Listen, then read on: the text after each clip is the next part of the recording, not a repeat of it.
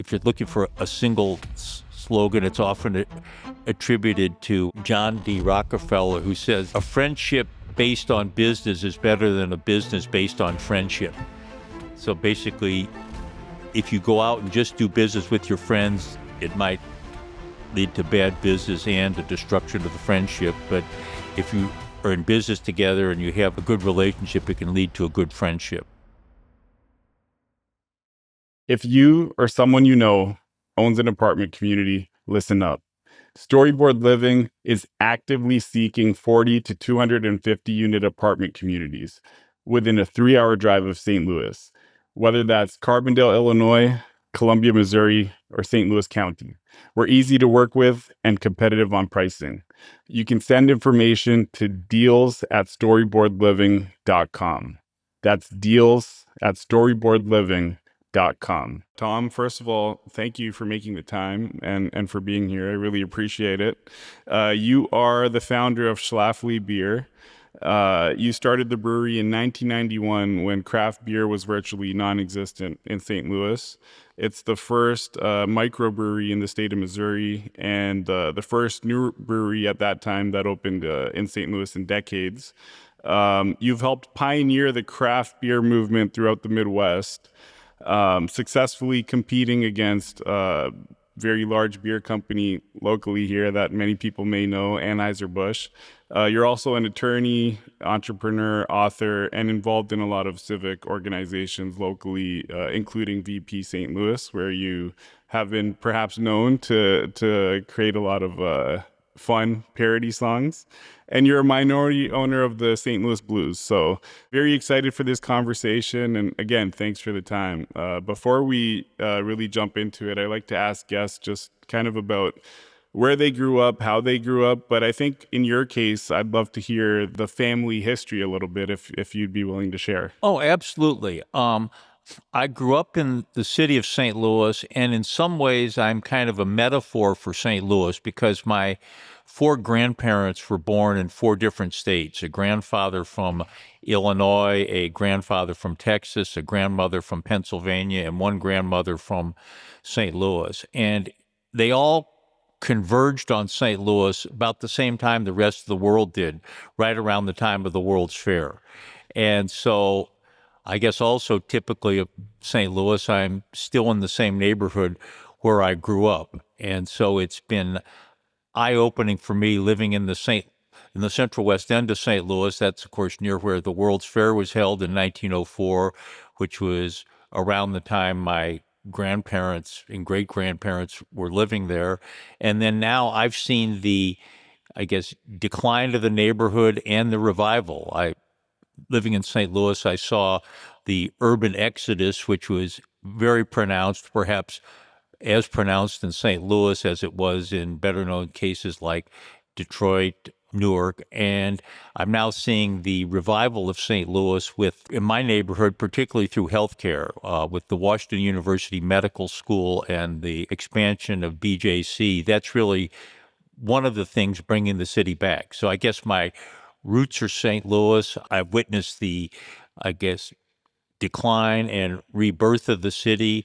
Went to grade school, high school in St. Louis, Catholic schools. Then I went away to Georgetown University for undergrad and law. In between college and law school, I was a high school teacher in Washington, D.C.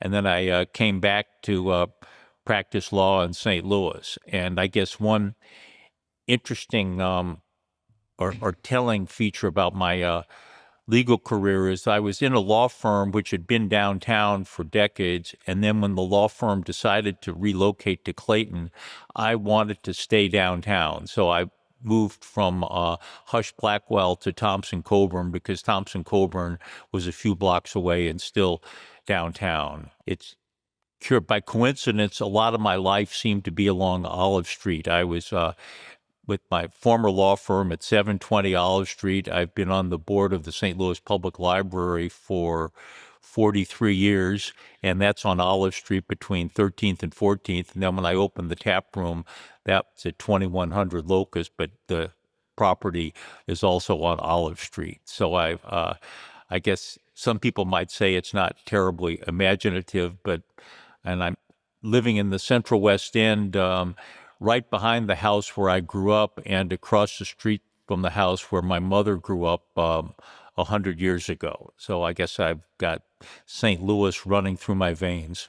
That's amazing. I will say your last name, it's prominently displayed all over town, whether you're seeing maybe the philanthropic efforts of your family, or even I was in Carlisle, Illinois, and there was a bank I was doing a little business with, and I think that bank was founded by members of your family, if I'm not mistaken. You've done your research very well. Yes, the bank was founded by my great-grandfather, August Schlafly, and the Schlaflys came from Switzerland to the United States in 1854. And one of the interesting things I was able to find online was the passenger list of the ship called the Roger Stewart, which left Le Havre, France in 1854 and came to shore in New Orleans in May of 1854. And it's interesting in looking at that, there were almost 600 people in a ship, less than maybe 125 feet long. And you can only imagine the conditions under there. And of those 580, however many it was, 8 died in the course of the trip, including my great-great-grandfather's younger brother, who was only 6 months old. And so you could just imagine if 8 people died, how many others were just dreadfully sick. And I could never figure out why the Schlaflys decided to move to or come into New Orleans. And then I was able, again, thanks to the internet, did a little research on the Roger Stewart.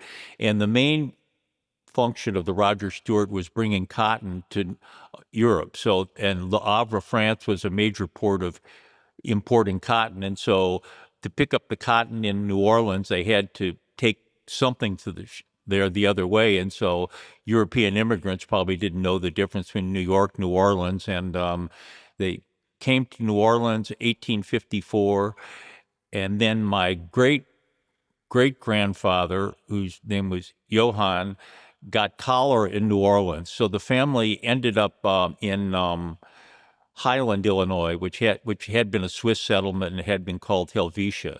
So it was there that the family settled. Then my great-great-grandfather, who had got cholera in New Orleans, died. So he left his widow with 6 children. She was pregnant with the 7th, and my great-grandfather then was 5 years old. So the financial circumstances were very strained, and they relocated to Carlisle, which wasn't too far from Highland. And my great-grandfather never finished 8th grade. He had to go to work because, well, the family needed the money. And there's an interesting story that's part of family lore, and I accept it as true, that in the 1850s, the Know Nothing Party was very active in American politics, and they were a nativist party, and they didn't like foreigners, they didn't like Catholics, they didn't like Jews.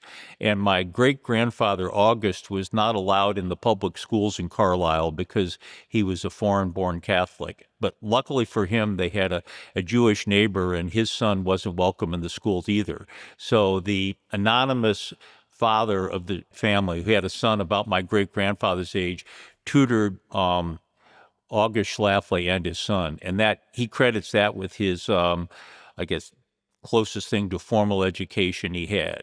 And so getting around to the bank, he was a serial entrepreneur, and they had a general store that they were operating, and I'm pretty sure that was in Carlisle. And the farmers would buy goods on credit and pay back the debt when the harvest came in. So that evolved into a bank, and August started several banks, including the bank in Carlisle.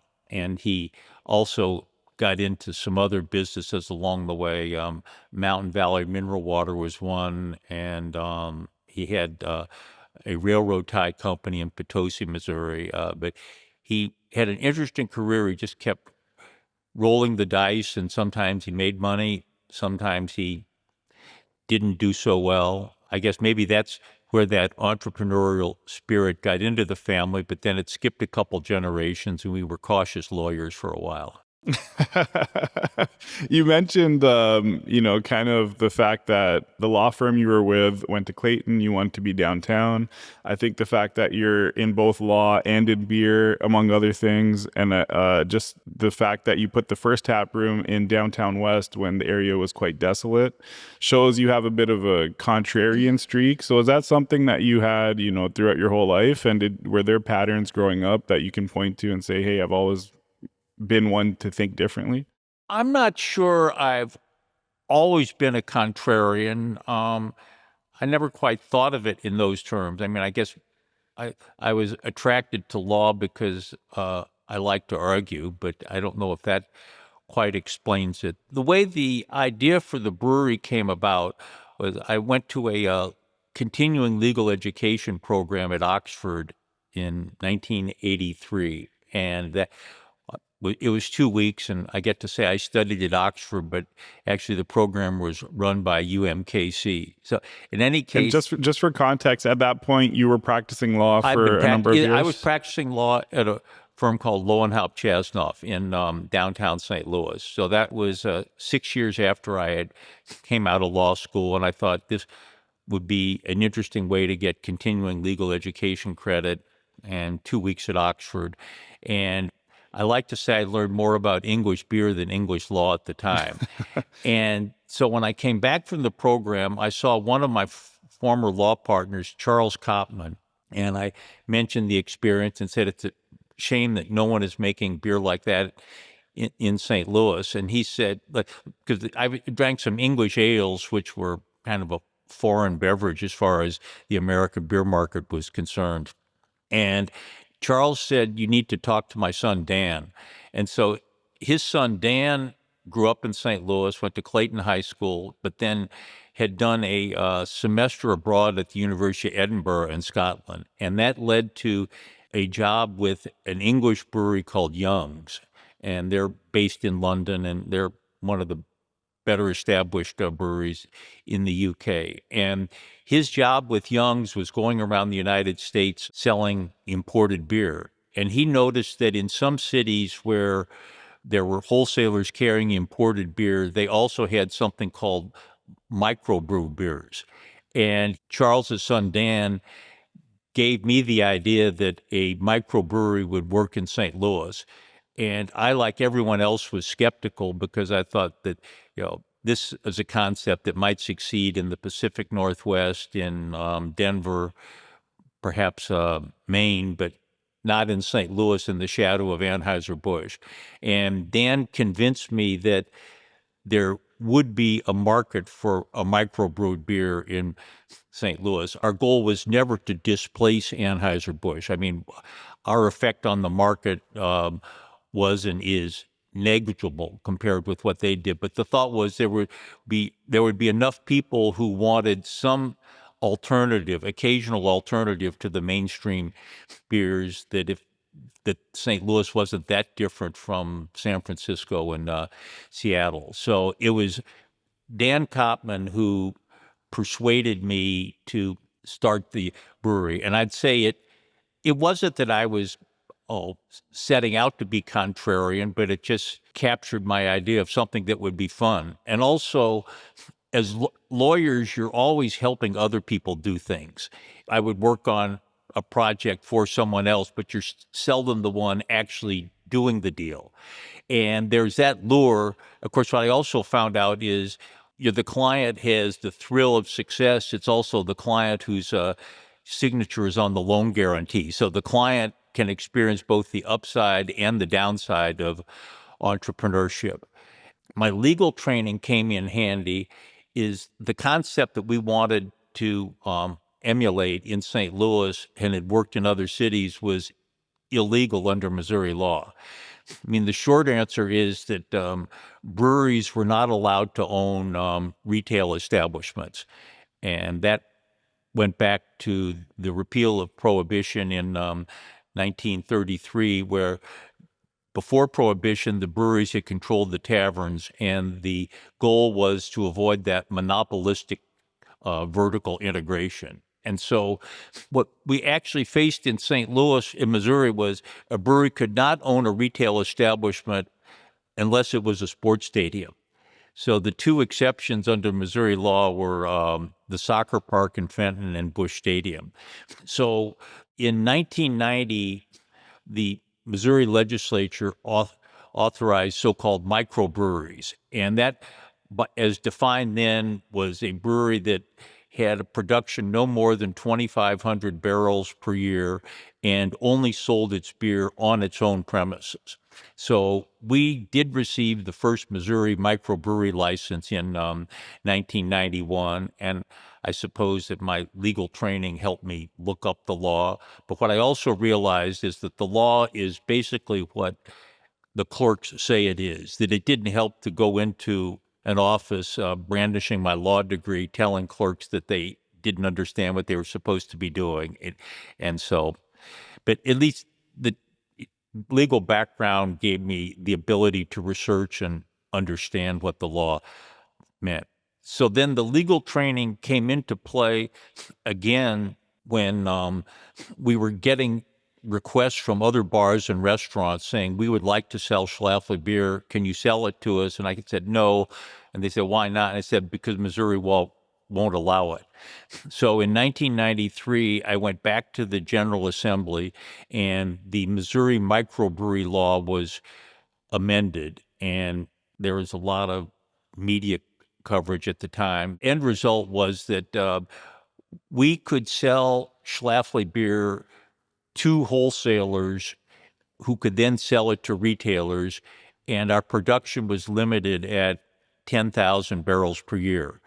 And so realistically, that meant we were just producing draft beer and selling draft beer through wholesalers to other places. I remember the first three accounts that had our beer were Blueberry Hill in the U City Loop, Cardwell's in Clayton, and the Trainwreck in Brentwood. So then we wanted to be able to sell packaged beer, and I went back to the General Assembly to have our production limit raised, because it didn't make sense to put in a bottling line if our production was limited to 10,000 barrels. And I had a bill in front of the General Assembly that would raise our production limit to 60,000 barrels. Well, there was a lot of haggling that went on. End result was effective, but it's kind of difficult to explain, that we ended up not changing the Missouri microbrewery law, but getting an administrative interpretation that would allow us to open with a winery license. And the way Missouri law operated is wineries could have retail liquor licenses with no limit on their production. We were told we could qualify for that. And the reason for that, the way we did so rather, is we have what's called a 22% license, is that we could make anything up to 22% alcohol, which allowed the wineries to operate. And because we made some cider, which is strictly speaking wine, because the cider or wine is made from fruit juice and cider is made from apple juice. And so we got a winery license for Schlafly Bottle Works in Maplewood. And with that winery license, or the 22% license, that allowed us to brew as much beer as we wanted and not depend on the microbrewery license, which still had production capped at 10,000 barrels per year. And these are all into the weeds of legislating that, I guess the lawyer training helped me navigate. And what's interesting about that development is when Anheuser-Busch decided to open its beer garden at its main brewery on Pestalozzi, they got the same kind of license that we had pioneered, because they obviously brew more than 10,000 barrels a year.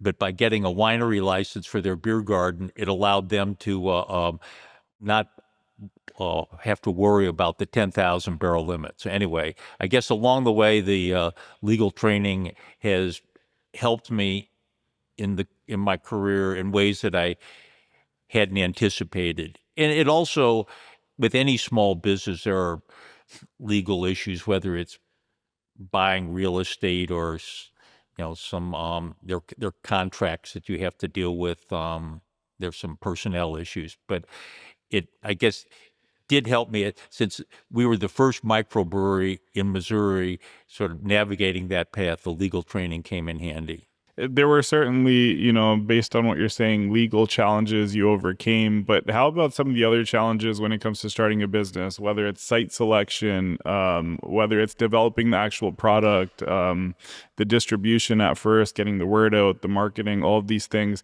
How did you overcome some of those challenges, and what were some of those challenges?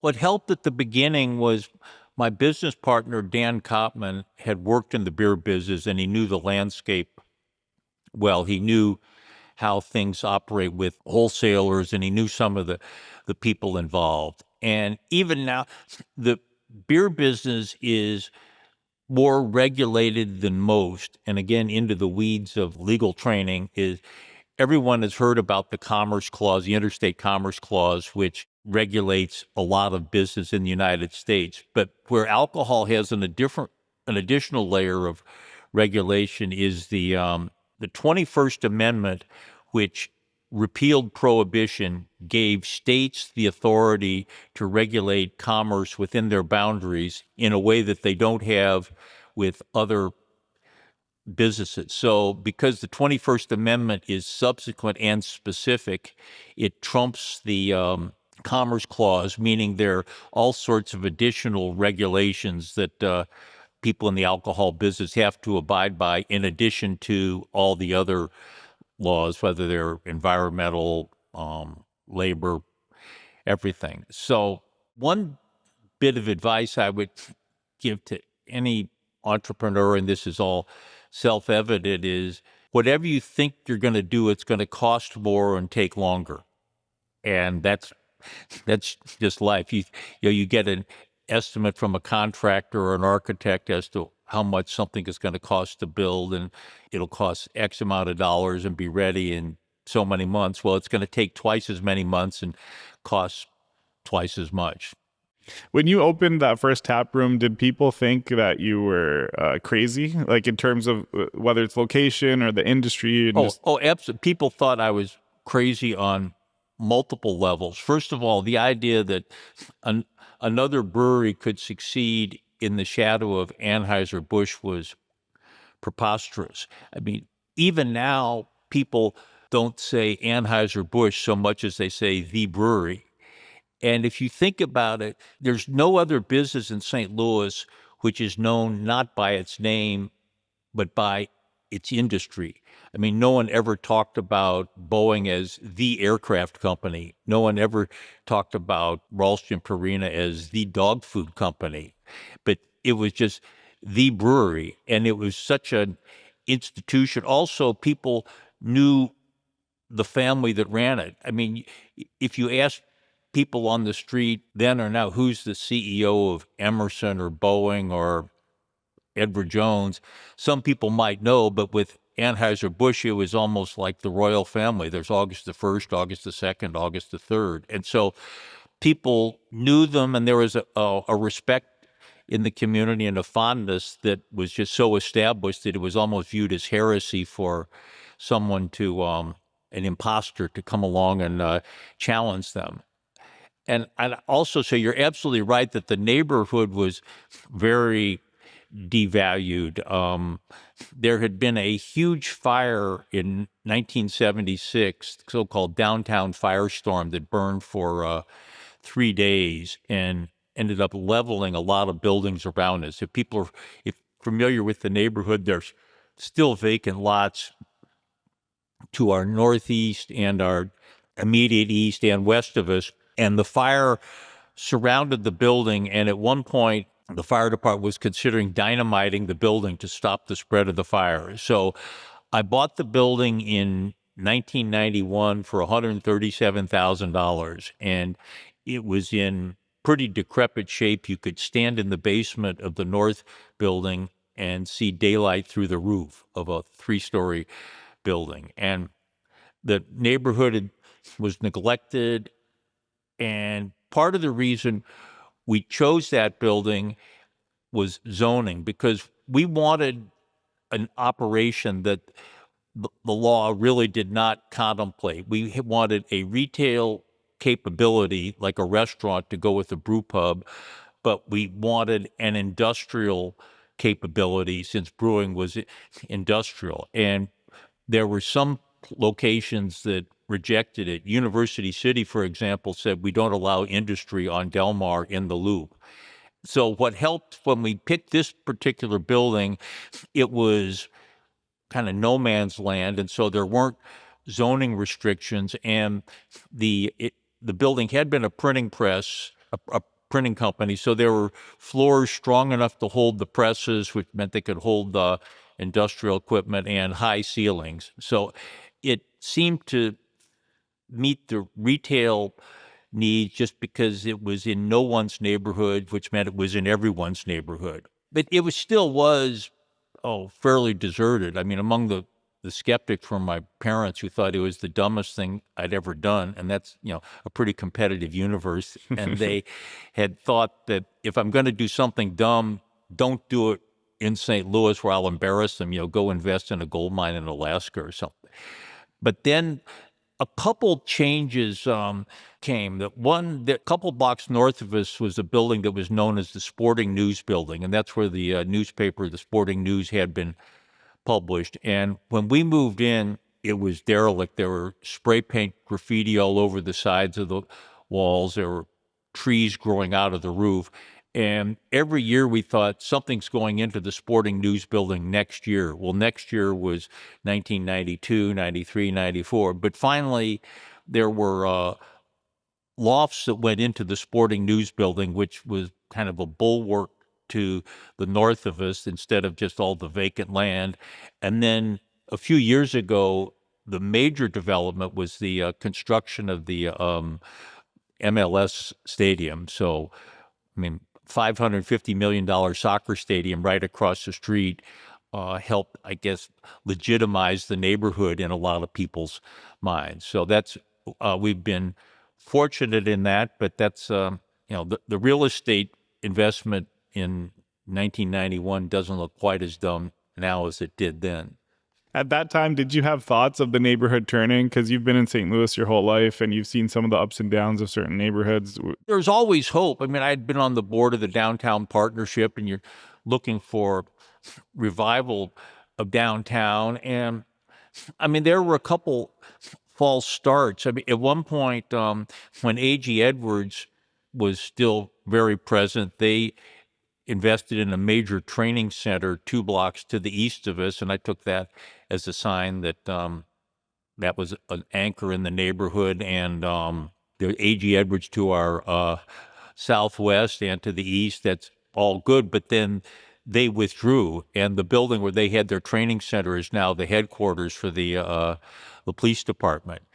And then I thought, well, this is great. We're going to have the police there 24/7, 2 blocks to the east of us. What could be safer? Well, actually, the police turned out to be kind of a magnet for demonstrations, so it didn't work out quite the way we had thought. But I think that what I did not anticipate was some of the changes downtown.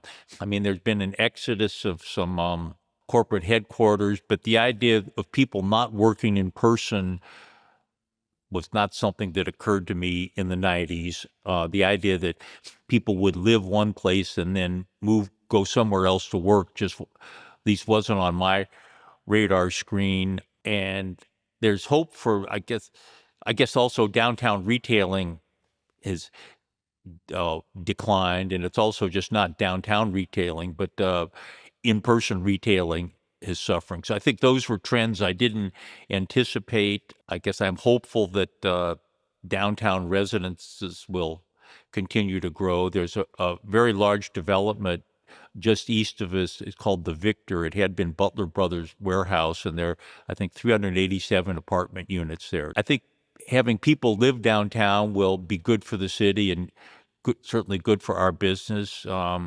Whether all of this surplus office space can be repurposed for residential living, I just don't know. I actually, early in my legal career, did some work on the building with that's now the Railway Exchange Building, and that was a very curious development. But the idea that jewel of downtown is now in shambles, and people are talking about tearing it down, but people say it should be saved, but don't know how to do it. That's something I hadn't anticipated. Did some of the decline you saw downtown cause you to look at some of the other locations outside of the city?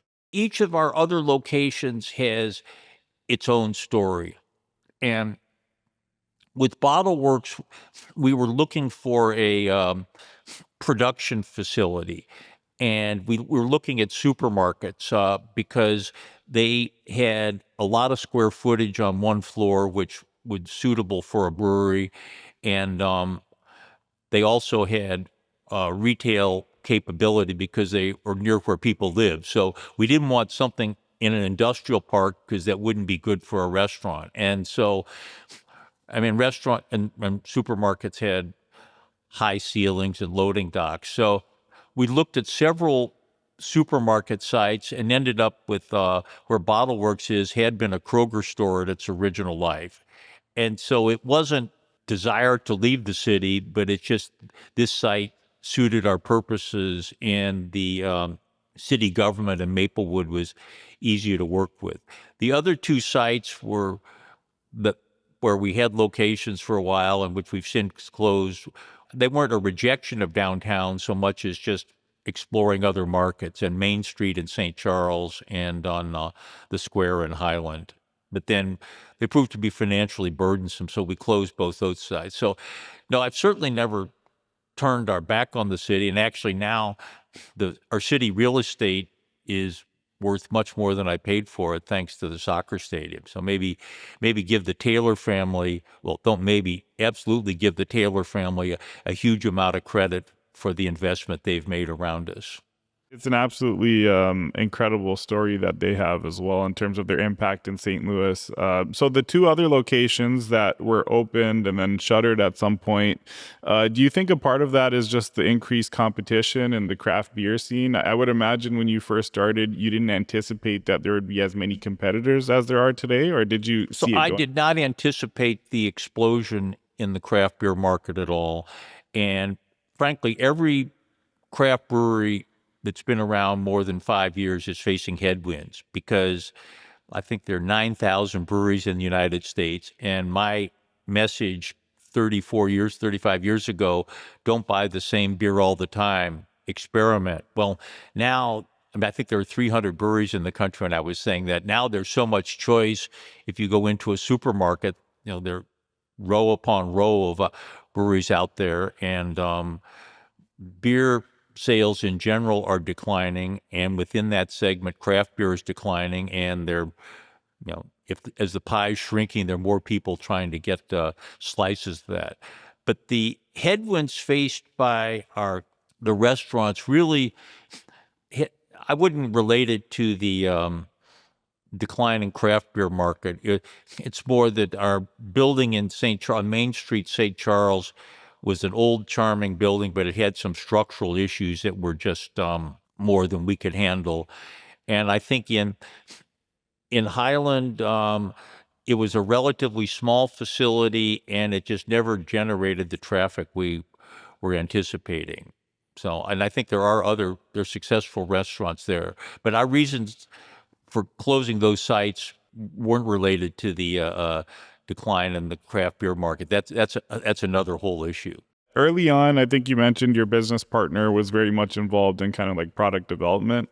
Was there any point in time where you were heavily involved in the product development, whether it's coming out with, a new IPA or whatever the case might be? Well, I was always involved as a consumer in interesting styles, but as far as executing the styles, I'm not a chemist, and I didn't have the expertise to do that. I'd say there's one style where I had a familial interest. My wife is from Cologne, Germany, and one of the styles we brew is called Kölsch, which everyone in the United States pronounces Kolsch. Kölsch is the adjective for anything related to Cologne.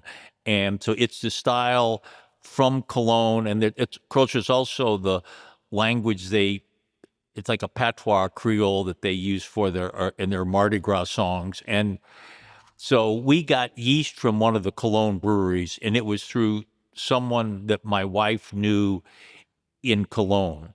And the interesting story about the Kölsch is when we met, I did a segment on German TV, and they said, well, how can you brew a Kölsch in the United States? Because in Germany, there's a law that says you cannot brew Kölsch, or what we call Kolsch, outside Cologne.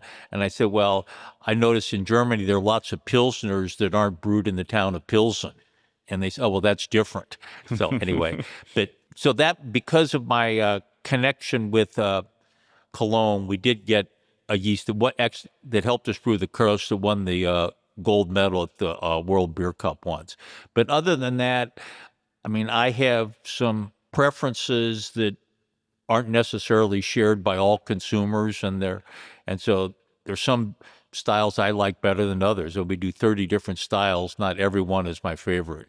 And the beer that you were just talking about, that's one of your year-round beers, correct? Yes. Yeah, the Kölsch is one of the year-round beers. Our first one, we do a pale ale, and that was one similar to what Young's had been brewing in England. And it's a little different from a lot of American pale ales because a lot are now the IPAs. People like hoppy beers. And this is a milder one. The theory is that the hops and the malt should balance one another, so it's not overpowering and it's not an extremely high alcohol by volume, about 4.4%. So it's not like a lot of what you see on the shelves is people like hops. I think it's almost like chili cooks. You figure the more peppers you put in there, the better. And so with the hops, a lot is better. So the pale ale was our first style, and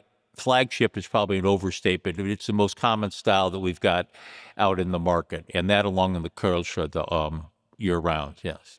Along the way, you've developed a brand that I think a lot of people emotionally are attached to. You have a lot of brand recognition locally, but also attachment.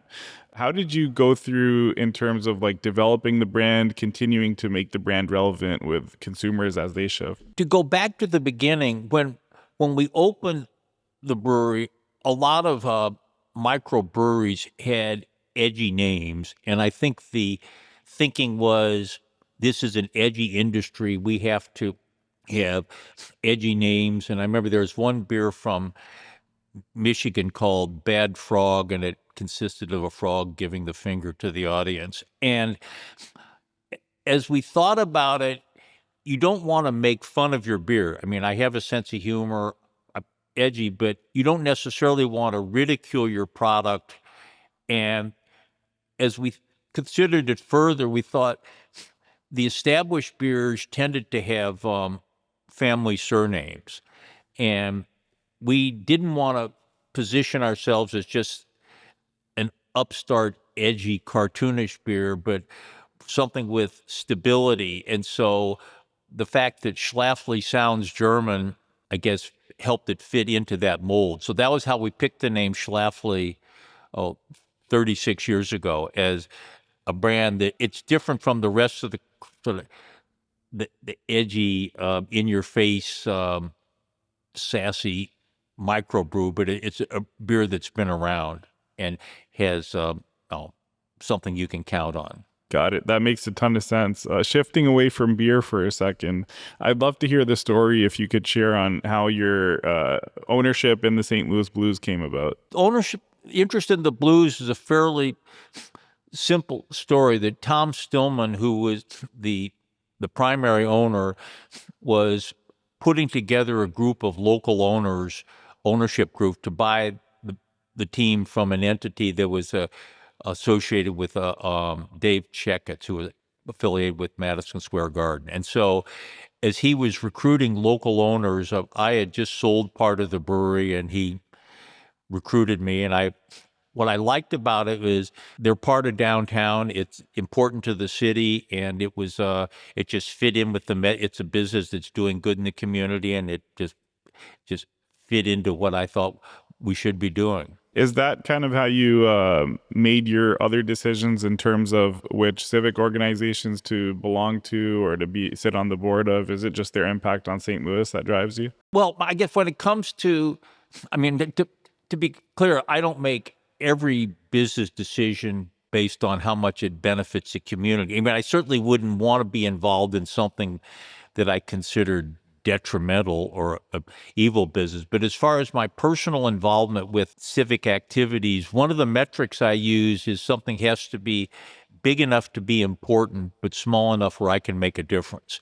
And I was appointed to the library board, the St. Louis Public Library Board, in late 1984 by Mayor Shamel. And I think it's been maybe 6 mayors since then, 6, 7 under whom I've served. And what I like about it is, its reward is, it certainly does good in the community. I mean, it's big enough to be effective, important, but small enough where I can have my fingerprints on what happens. And that's, I guess maybe coming back to the brewery, one of the things I've said is, with our little business, we didn't save the world, but 2 zip codes are better off as a result of our presence there. And so that's, I mean, one of the ways I guess, allocate my time and money now is if it's something which important to do and where I can make a difference.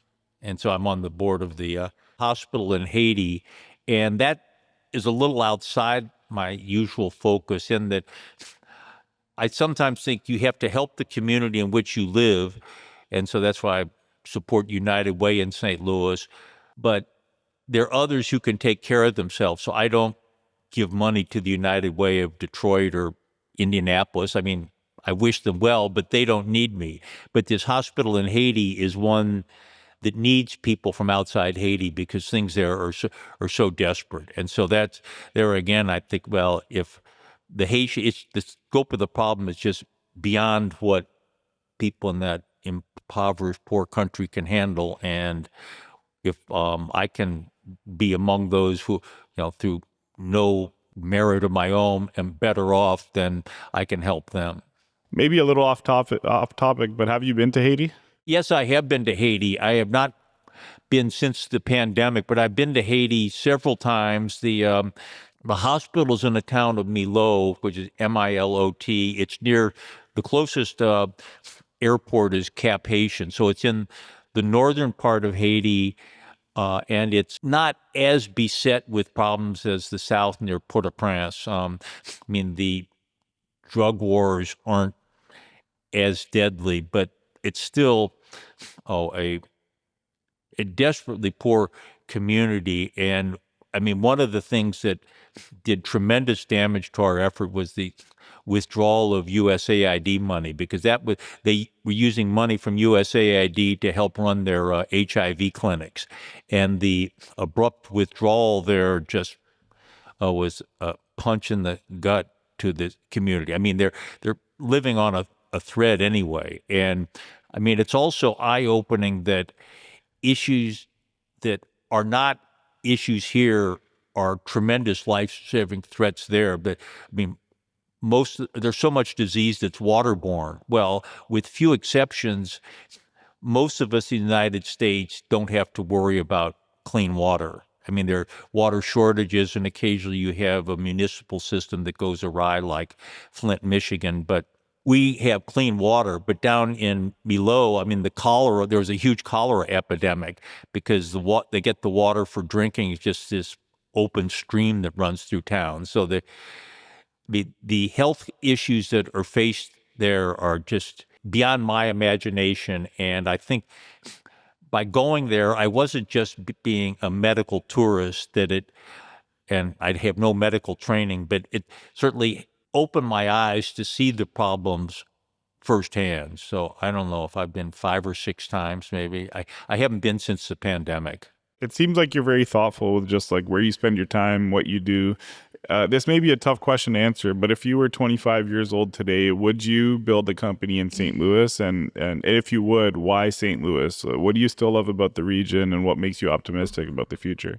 Well, actually, when I was 25, I didn't automatically assume I was coming back to St. Louis. When I was, let's say taught high school in D.C. for 2 years before law school.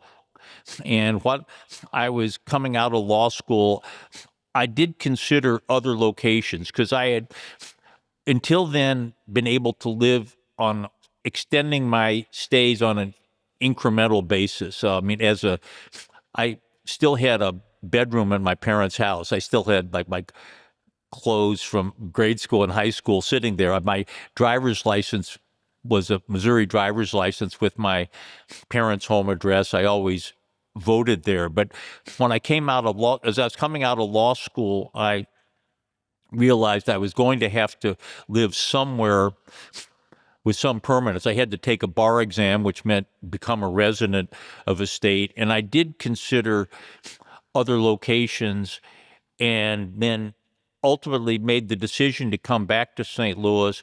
And it wasn't so much that I didn't like Washington, D.C. I wasn't getting away from Washington, but I was just coming back to St. Louis. It was kind of a 60-40 decision. And in the case, just comparing Washington and St. Louis, that Washington was very much a city where people compared job titles. You would go to an event and everyone would say, well, I'm working for Senator so-and-so, I'm on this staff.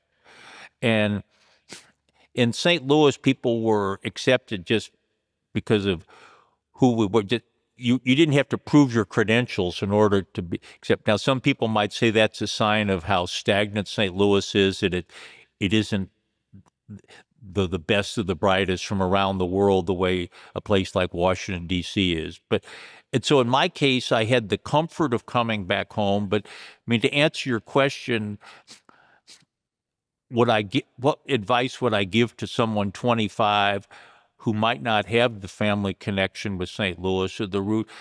And I think I could, with a clear conscience, still say yes, because there are lots of opportunities here. I mean, some of the so-called hot cities seem to have boom or bust mentality. The Denver's growing until it isn't. And I think St. Louis has adapted as we had to. I mean, when I grew up, it was still very much a manufacturing economy. There were the automobile plants. There were, I think, 42,000 people working at McDonnell Douglas. And as some of the smokestack economy is disappearing, St. Louis is coming back with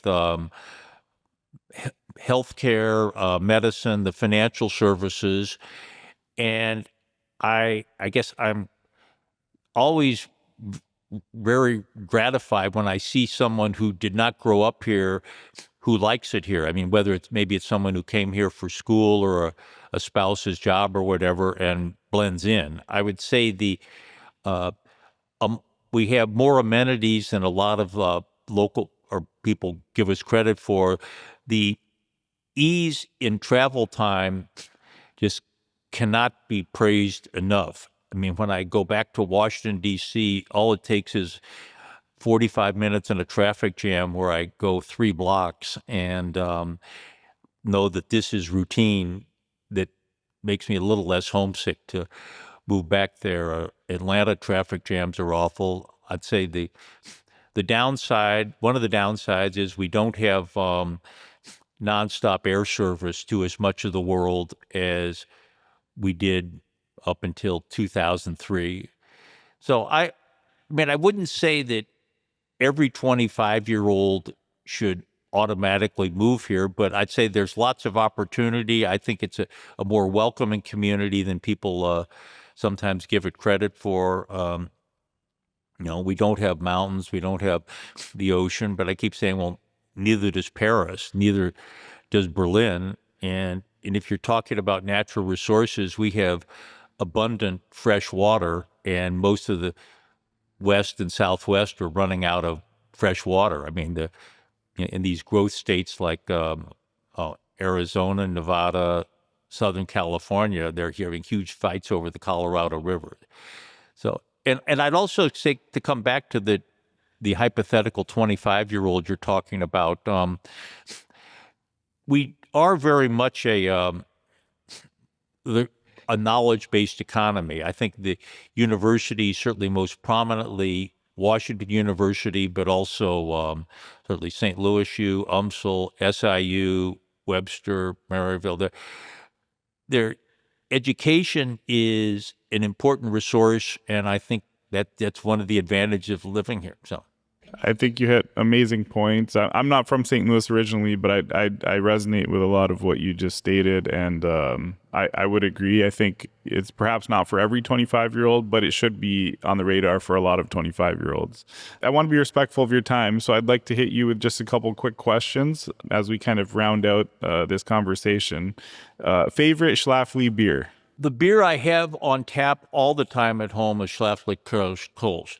And part of that's because it's from my wife's hometown. And if I could only have one, that would probably be the one. I also have Dortmunder on tap at home now. That's a seasonal special among my favorites. But I mean, that's kind of an unfair question because I honestly don't know, what my favorite food is. But if you're going to ask me to say just have one, probably the Kolsch. Got it. Best business decision. I know that's a tough question, but what comes to mind? I'd say the best business decision was when I decided to open the brewery. And that came in phases that I incorporated the company in 1989. In 1991, we bought the building. So I guess if I had never made the decision, I'd be kicking myself. I think that at the time I looked at it and I thought, someone's going to be running a successful microbrewery in St. Louis in 10 years. If I try and fail, I'll at least know that I tried. But if I never try, I'll be looking with regret at whoever did it. So, there have been mistakes along the way, but I think just the decision to follow that instinct is the single best one. Speaking of mistakes, what would you say is the worst business decision you made? With any business that's been around 35 years, there have been some personnel errors, and I'm not going to say any names or circumstances, but some decisions that didn't work out. And if worst decision means one that didn't turn out the way it should have, or one where going into it, if I'd had my eyes open, I should have known this was going to be better. I don't know that I can answer that. I mean, so in retrospect, the decisions to open restaurants in St. Charles and Highland didn't work out, but based on what we knew at the time, those were sound decisions. So I can't think of anything that's a catastrophic decision. I mean, of course, in my non-law career and non-beer career, I've had some investments that turn out and some that didn't. But only one that's really a catastrophe is when you say, my goodness, considering what was knowable at the time, to go ahead and do that was idiotic. Yeah, if you're in business long enough or you do enough deals, you're eventually going to have some stuff that doesn't work out. It's just the nature of entrepreneurship and investing. Well, I think sometimes people say, if you don't have any bad investments, you haven't made enough investments. I guess like baseball, if you never get caught stealing, you're not trying enough. Yeah, great analogy. What's one St. Louis restaurant everyone should visit? I mean, other than the Schlafly Tap Room? That's a safe answer if you want to go with that. Well, I'll say any restaurant that serves Schlafly Beer. Okay. Don't necessarily choose us over any of our customers. Got it. What's the most underrated St. Louis neighborhood, in your opinion? I think, without being zip code specific, I would maybe start with South Grand and South County, because I think the Bosnian immigrants have been a huge boon for St. Louis. I mean, St. Louis grew on immigration, and then, with the anti-immigration laws that were passed in 1924, it just kind of shut down immigration to St. Louis. And I guess, like a lot of cases, it's misfortune elsewhere that has caused immigration to surge. And whether that was with the Eritrea and Ethiopia, or I mean, certainly more recent, the wars in Bosnia. And so I guess I would say that St. Louis needs immigration, and because it's no secret that our population is growing slower than the rest of the country.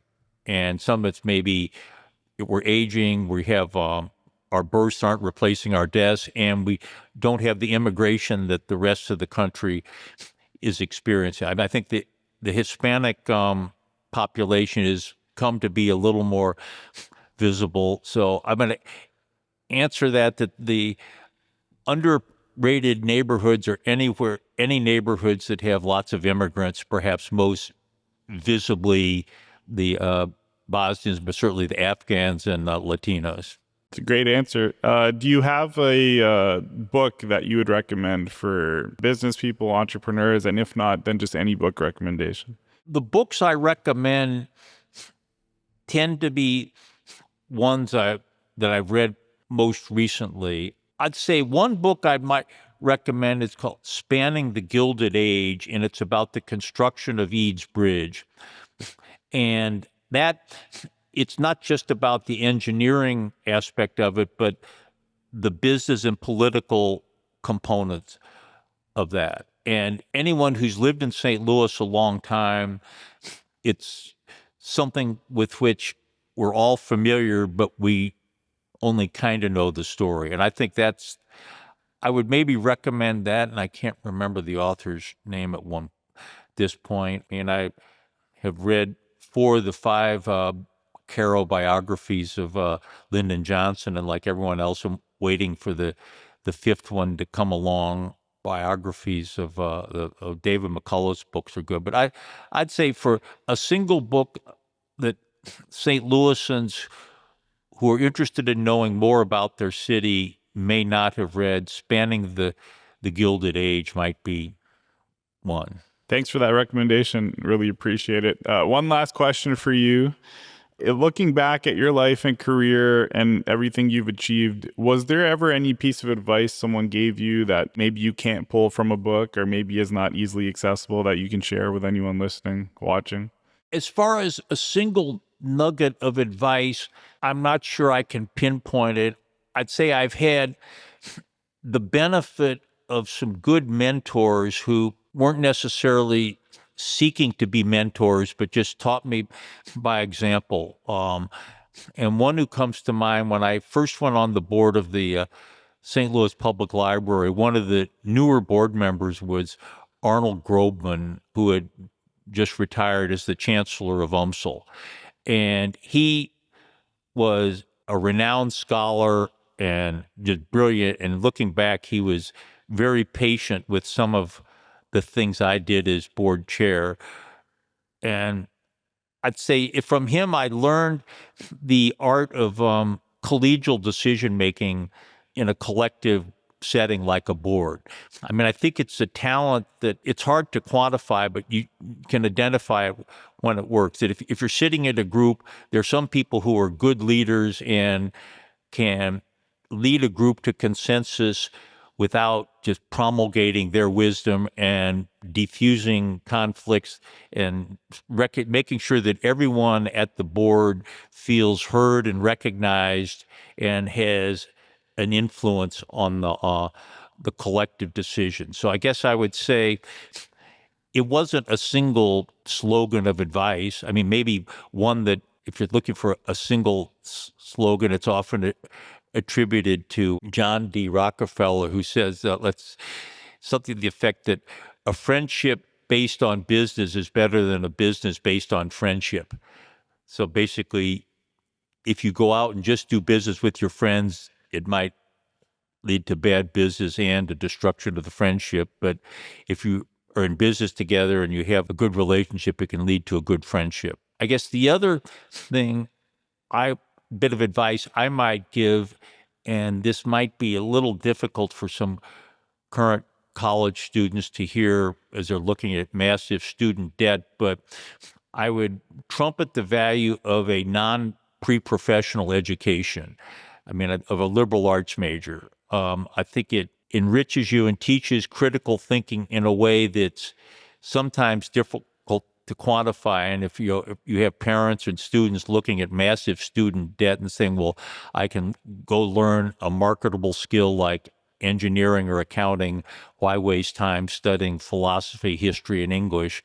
And I guess I would argue in favor of learn those liberal arts skills because they'll help you in ways that you can't necessarily predict now.